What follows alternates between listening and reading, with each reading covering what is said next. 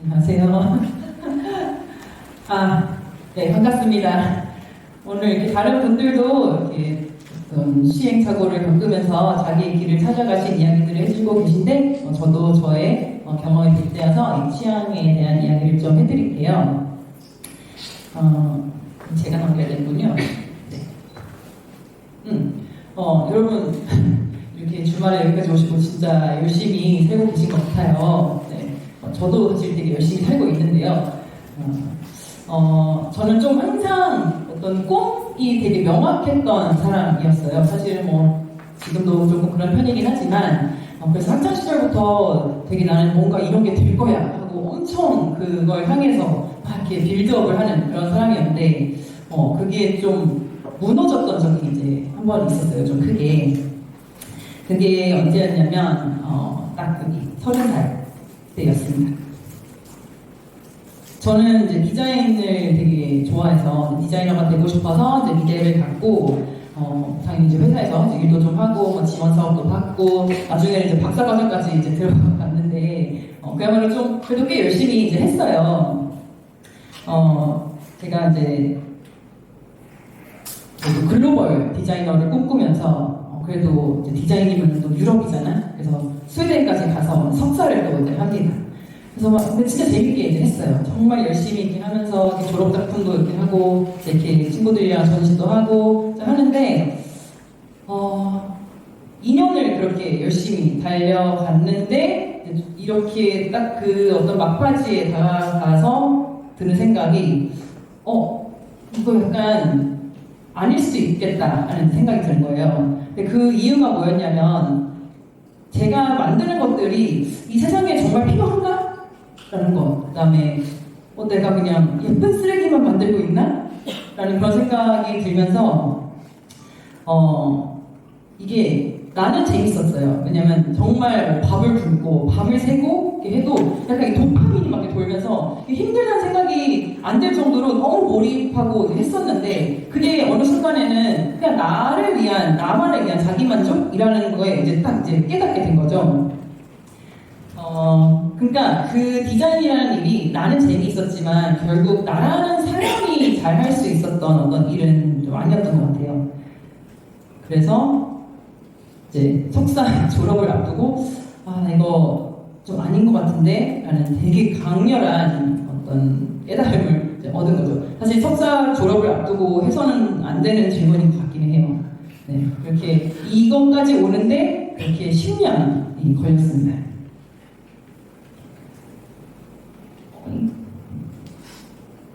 네, 이제 여러 다른 일도 그렇지만 이제 디자인에도 여러 가지 이제 프로세스가 있어요. 근데 우리가 이제 소위 디자인이라고 말할 때는 이 단계의 이제 과정을 이야기할 것 같은데 이제 저기가 뭔가 어떤 물건이라든지 서비스일 수도 있고 그걸 되게 잘 만들어서 세상에 내보내는 이제 그런 일일 것 같은데 저는 사실은 그렇게 뭔가 섬세하게 잘 다듬고 마무리해서 퀄리티를 올리고 이런 거에는 조금 취약했었던 것 같아요. 그 대신에 그 앞단에서 이렇게 아이디어를 내고 이야기를 만들어내는 그쪽에 훨씬 더 특화가 되어 있었던 거죠. 그래서 이제 한국에 이제 돌아오면서 이제 디자인을 더 이상 안 하겠다라고 이제 결정을 하고 와서 그게 이제 13년 전이거든요. 그때 당시 연희동에 그 경의선수길도 아직 없을 때고 아무것도 없을 때 연희동에 8평짜리 이제 복합문화 공간을 하나 열어서 이름이 그때 당시에 더 폼마 A였어요. 아시는 분 없겠지만, 네. 그래서 1년 동안 제가 하고 싶은 걸 다 해봤어요. 그래서 뭐 바리스타 학원 다녀서 이제 커피 배워서 제가 커피를 팔기도 하고, 그다음에 전시 기획해서 전시를 올리기도 하고, 그다음에 사로가마트에서 이렇게 뭐 식재료 사가지고 이제 오프닝 때 막 케이터링 막 하기도 하고, 그래서 혼자 앉아서 이렇게 막 방울토마토 끼우고 막 했었거든요. 그리고 한 달에 한 번씩은 이제 어떤 주제를 잡고 사람들을 모아서 이렇게 대화도 하고 하는 그런 워크숍도 했었고 그래서 저는 그때 이제 쉬진 않았지만 그 1년을 저는 좀 갭 이어라고 이제 생각을 하고 있어요. 근데 그걸 다 하고 난 뒤에 그게 지금 이렇게 들으면은 되게 막 즐겁고 막 설레고 할 것 같지만 제 인생에서 가장 괴로웠던 1년이었어요. 왜냐면 손님이 진짜 안 왔어요. 그 연희동을 그때 아무도 놀러 갈 때가 아니었어요. 그리고 월세가 그때 당시에 이제 150만 원이었고 루프탑 3층이었거든요. 그러니까 사업이나 이런 거에 대해서 아무것도 모르고 거기 들어가서 이제 했는데 진짜 아침에 눈 뜨는 게 괴로울 정도로 너무 힘든 과정 끝에 여기를 탈출해야겠다. 근데 나는 이제 디자인을 더 이상 안 하겠다고 이제 결정을 내린 상태잖아요. 이제 뭘 해야 되지? 하면서 책상 앞에 앉아서 어떤 리스트를 막 쓰기 시작했어요. 거기에 뭐 내가 잘하는 거, 뭐 좋아하는 거, 할 수 있는 것도 쓰지만 한편으로는 절대 참을 수 없는 거, 난 진짜 잘 못하는 거 이런 거를 막 써내려갔어요. 거기에는 뭐 대표적으로 진짜 이제 고정 지출 있는 일을 못하겠다. 혹은 불특정 다수의 고객들을 상대하는 일은 못하겠다. 또 있고 희한하게 엄마가 돼서도 할 수 있는 일이었으면 좋겠다라던가 많은 사람들을 좀 다양하게 만날 수 있으면 좋겠다라든가 뭐 그런 것들이 막 있었어요. 근데 그게 그때는 잘 몰랐는데 나중에 뒤로 나와서 보니까 일종의 제 취향을 이렇게 걸러내는 작업이었더라고요. 그래서 이게 제가 디자인처럼 뭔가를 되게 좋아하면 그게 막 나의 취향이야 라고 이제 막 그걸 위해서 달려갈 수 있을 것 같지만 사실은 어떤 오답을 찾아내는 게 훨씬 더 내 취향을 선명하게 만드는 어떤 과정이라는 걸 그때 알았어요. 그래서 그때 이제 거기서 나왔던 게 인터뷰라는 아이템을 가지고 이제 거기서 나와서 그때부터 이제 인터뷰를 하는 이제 삶을 지금 10년 넘게 이제 해왔던 거죠. 근데 이제 디자이너가 되겠다고 제가 얼마나 많은 시간과 에너지와 돈과 모든 걸 다 쏟아부었어요. 근데 그게 아니라는 걸 깨달았을 때 기분이 어떨 것 같으세요? 되게 막 좌절할 것 같잖아요. 저는 사실 너무 신났어요. 너무너무 이게 제가 이제 인터뷰하는 여러 가지 이제 장면들을 그냥 담아봤는데 되게 후련했어요. 약간 속 시원한 느낌? 그래서 사람들이 좀 아쉽지 않냐, 혹은 뭐 디자인 안 해 이제 뭐 이런 질문도 많이 했는데 저는 이때 처음으로 이게 뭔가 남이 그려준 어떤 그림이 아니라 내가 나만 할 수 있는 어떤 그 일을 찾았다라는 그런 정말 솔직하게 나와 이제 대면해서 뭔가를 만났다라는 그런 느낌이 들었고 디자인이 저에게 어떤 되게 폭죽 같은 일이었다면 인터뷰는 되게 숯불 같은 일이었어요. 그래서 은은하게 정말 오래오래 내가 편안하게 계속해서 불을 지필 수 있는 그런 일이라고 이제 생각을 하면서 이제 꽤 오래 해왔죠. 그래서 이제 저렇게 갭이어를 갖고 인터뷰를 처음 시작한 게 이제 32살이었고 저도 몰랐죠. 30대 돼서 이렇게 갑자기 인생이 바뀔지 몰랐고 지금은 이제 여기 홍대에 넥스트 디자인 스쿨이라고 여러분 같은 사람들을 위해서 이제 커리어를 잘 찾고 또 자기만의 길을 만들어가고 싶은 분들을 위해서 이제 교육을 하는 곳에서 이제 디렉터를 하고 있어요. 근데 너무너무 신기한 게 제가 진짜 어린 시절부터 살면서 해온 모든 경험을 정말 한 톨도 빠짐없이 다 쓰고 있는 게 여기 넥스트 디자인 스쿨이에요. 그래서 왜 그 점들은 언젠가는 연결된다고 하잖아요. 그거를 지금 굉장히 느끼고 있고 그걸 시작한 게 불과 작년 초여서 제 나이 이제 43에 이르러서 어떻게 보면 한 20년 걸린 거예요. 그래서 이제는 조금 그래도 내가 가는 방향을 조금 더 선명해지는 것 같다라는 생각을 하고 있습니다. 물론 지금도 잘 모르겠어요. 앞으로 어떻게 갈지 모르겠지만 그래도 계속 찾아가고 있는 중이라고 생각하면 좋을 것 같아요.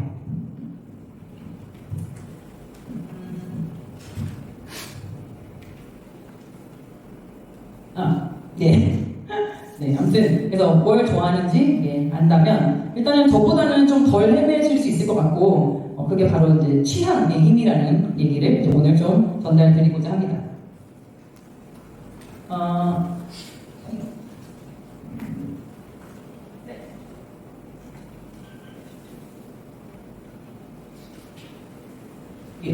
앞으로는 안 가는군요. 아이고. 네, 아무튼 제 대표적인 작업 중에 하나가 취향집이라는 책인데요. 이게 이제 2020년에 나왔던 브랜드 인터뷰집이에요. 그래서 12개의 브랜드 인터뷰를 담고 있는데 이제 보통 책 제목은 원고를 다 쓰고 가장 마지막에 지어요. 그럼 이제 저는 다 펼쳐보고 이제 봤죠. 이거 어떻게 지어야 되지? 근데 이야기가 다 달라요. 뭐 카테고리도 다르죠. 뭐 규모도 다르죠. 이 사람들이 해온 일의 어떤 방식도 다 다른데 한 가지 공통점이 있었어요. 그게 바로 자기들이 정말 좋아하고 자기들이 이게 옳다라고 생각하는 어떤 걸 찾아서 그걸 차곡차곡 자기만의 일로 만들어 나가는 분들이었던 거예요. 이게 그때 당시에 제 머릿속에 취향이라는 하나의 단어로 딱 다 엮였어요. 그때는 이제 취향이라는 단어가 지금같이 많이 소비되지는 않을 때였거든요. 그래서 이제 제목을 취향집으로 짓고 그 뒷면에 결국은 취향이었다 이런 문구가 써 있습니다. 그래서 취향이란 단순히 난 이게 좋아 저게 좋아 이게 어떤 선호가 아니라 내가 무엇을 선택할 건지 그걸 선택하지 않을 건지 그것들을 반복해서 누적해가는 그렇게 쌓여서 만들어지는 한 사람의 어떤 가치관이라고 할 수 있을 것 같고 내가 브랜드를 운영해도 내가 어떤 노트 하나만 팔아도 내가 이 노트를 팔면서 어떤 이야기를 하고 싶지? 혹은 내 쇼룸은 어디 동네에 있어야 하지? 우리는 어떤 트렌드를 적용을 할 거며 어떤 선택도 하지 않을 거고 이런 모든 결정을 내리는 게 결국 취향이라는 거예요. 그럼 취향을 가진 사람은 어떤 사람일까요? 저는 이거를 되게 어떤 하나의 정의로 내리긴 되게 어려운 부분이라고 생각을 하는데 최근에 제가 본 재밌는 표현이 있었어요. 옷 잘 입는 사람이 일도 잘한다는 거예요. 물론 이게 100% 해당되는 건 아니지만 저는 또 틀리진 않다고 생각을 한 게 옷을 잘 입는다는 거는 이거랑 이 아이템을 매칭하면 좀 잘 어울리겠다라던가 오늘 TPO에는 이게 맞겠다 선택을 하는 거잖아요. 그래서 어떤 전체적인 흐름을 보고 그 안에서 되게 디테일한 선택을 할 수 있는 건데 그게 일할 때도 마찬가지예요. 내가 이 일을 어떤 식으로 해결을 해야지 혹은 이 사람하고는 어떻게 커뮤니케이션을 해야지 그래서 전체적인 그림을 보고 그 안에서 세밀한 액션을 취할 수 있게 되는 건데 여러분은 이제 교수님하고도 이제 일을 하고 상사와도 일을 하지만 어떤 디렉터가 좋은 디렉터라고 생각을 하시나요? 저도 이제 관리를 하고 있지만 내가 뭘 원하는지 명확하게 아는 사람이 좋은 디렉션을 줄 수 있다고 생각해요. 그래서 우리가 지금 어느 방향으로 가야 하는가, 내가 추구하는 건 뭔가 이런 것들을 명확하게 알아야 헷갈리지 않게 이렇게 전체적으로 디렉션을 줄 수 있는 거거든요.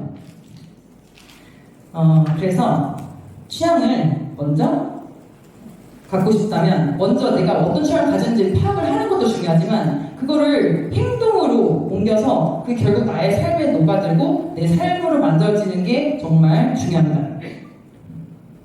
그럼 이쯤에서 이제 떠오르는 질문이 있는데 바로 그래서 취향은 도대체 어떻게 길러야 하나요? 제가 지난 10년 동안 인터뷰하면서 가장 많이 받은 질문인 것 같은데 안타깝게도 요령은 없습니다. 네, 일단 무조건 행동하셔야 돼요. 네.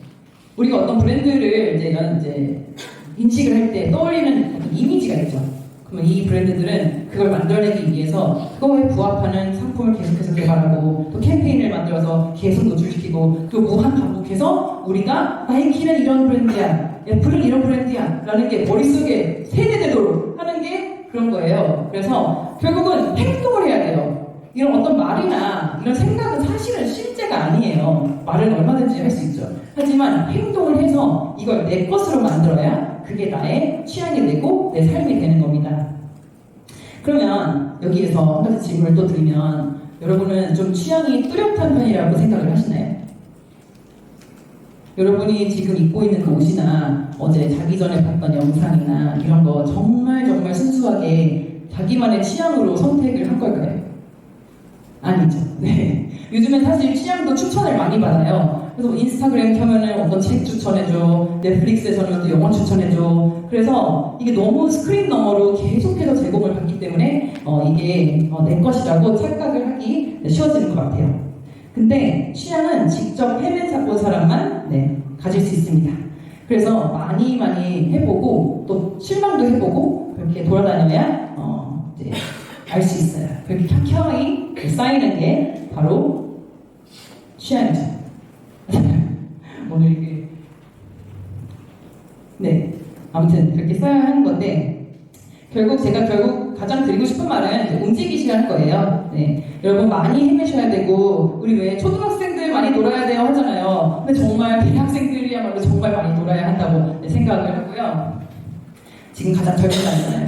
근데 우리가 쇼핑 잘하자고 취향을 들이사는 건 아니잖아요. 우리가 이제 졸업하고 취업을 할지 창업을 할지 결정하는 것도 결국 취향이에요. 네, 여러분 인터뷰 왜 하세요?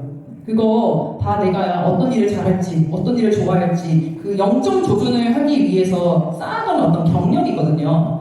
경력이 아니라 경험. 네. 그리고 창업을 해도 내가 뭘 좋아하는지 알아야 그거에 되게 몰입할 수가 있어요. 근데 이제 어떤 일들을 이제 쌓아가기에는 결국은 시간이 오래 걸리고 필연적으로 되게 괴로운데 이렇게 우선순위를 죄송합니다. 제가 지금 시간이 짧아가지고 약간 꼬여있어요. 근데 어떤 기준들이 확실하면은 어떤 것들은 좀 못해도 괜찮아요. 제가 프리랜서 일하는 동안 진짜 수입이 들쑥날쑥했지만 제가 그 어떤 모든 기준들을 제 기준으로 선택을 할 수 있었거든요. 그게 진짜 럭셔리라고 생각을 했고 그것의 어떤 우선순위를 정할 수 있었기 때문에 제 취향대로 계속해서 어떤 제 일을 할 수 있었다는 게 진짜 저한테는 어쩌면 지금까지 오게 된 가장 어떤 중요한 지점이었던 것 같아요. 네, 마지막으로 마무리를 하자면 여러분 요즘 AI 많이 배우시잖아요. 이거 안 배우면 큰일 날 것 같잖아요. 근데 왜 이것보다 정말 중요한 근본적인 취향은 배우려고 하지 않으세요? 여러분 취향도 좋아하는 마음도 기술입니다. 이게 가만히 있으면 툴도 숙지되지 않는 것처럼 움직이지 않으면 취향도 만들어지지 않아요. 네. 그래서 계속해서 스터디를 하고 만들어야 하는 기술이고 다행인 거는 취향에는 정답이 없어요. 그래서 내 취향이 있고 네 취향이 있는 거지 너는 왜 이런 걸 좋아해? 라고 하면 이제 문제가 되잖아요. 그래서 남들 신경 안 쓰고 정말 내 것만 찾아가면 되는 거예요. 왜냐면은 내 인생은 내 거니까. 네. 그래서 거기에서 이제 가장 중요한 거는 남의 시선이 아니라 내 시선으로 정말 내가 중요한 게 뭔지를 알아가고 그거를 찾아가시면 될 것 같고요. 그렇게 답을 찾아가다 보면은 저처럼 좀 많이 헤맬 수도 있고 좀 더 빨리 찾으실 수도 있지만 그래도 자기만의 삶으로 가는 길을 찾으실 수 있을 것 같습니다. 네, 아무튼 오늘 들어주셔서 너무 감사합니다.